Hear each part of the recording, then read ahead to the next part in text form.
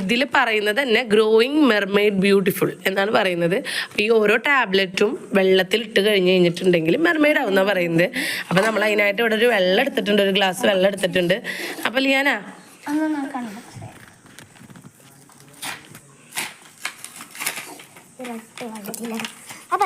ഇങ്ങനെയാണ് ഉള്ളത്.